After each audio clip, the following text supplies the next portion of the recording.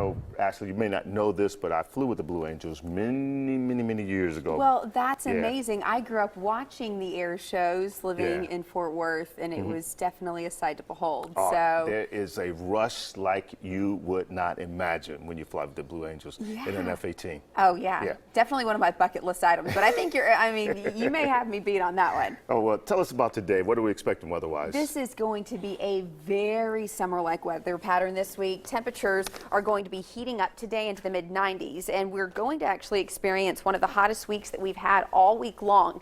Temperatures this morning in the lower 70s, and we're looking at upper 70s for 8 o'clock this morning with 84 by 10, 90 by noon, and then mid-90s as we head towards the afternoon. I do expect temperatures to start out pretty comfortable. We're seeing low to mid-70s area-wide, 74 in Gadsden, 72 in Pell City, 73 in Anniston with 72 in Talladega. Must admit, when I walked outside this morning, I didn't run into that wall of moisture. It was a fairly pleasant way to start my Monday. Storm Track radar showing a dry scan at this time, and really for the most part it's going to stay pretty dry out there. Winds still remain out of the south, and we can see those winds continue as we kind of move through the day. I expect that moisture to move in from the Gulf of Mexico, and that's priming the atmosphere. We'll notice just a couple of blips on the radar right now right along the Gulf Coast, but really not a whole lot to talk about with those winds starting out of the south. Again, that kind of just sets the stage for the rain to come. Looking ahead at your futurecast today, again,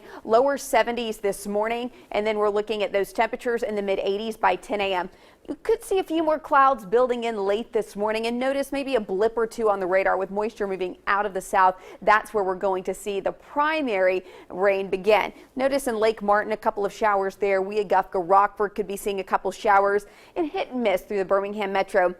But you're going to notice coverage is pretty bleak. Temperatures at 1 o'clock this afternoon ranging anywhere between the upper 80s to lower 90s. Jasper, though, one of our hotter spots at the mid-90 mark. By 4 p.m., I think our chance of rain really starts to dissipate. Maybe just a couple of thunderstorms left, but those will be very few and far between. So your drive home should be fairly dry, and we'll start to see some breaks in those clouds, too. So clearing out overnight tonight, and those temperatures will be falling into the mid to upper 70s by early tomorrow morning. And then as we look through our Tuesday, it does look like rain chances will be going up just a bit, and your 7-day forecast is showing signs of hot air. This is truly the dog days of summer. Morning lows starting in the mid 70s, those afternoon highs low to mid 90s, and there really is just a chance of rain any day this week. Not necessarily one day particularly better than the other, and that will continue through the weekend.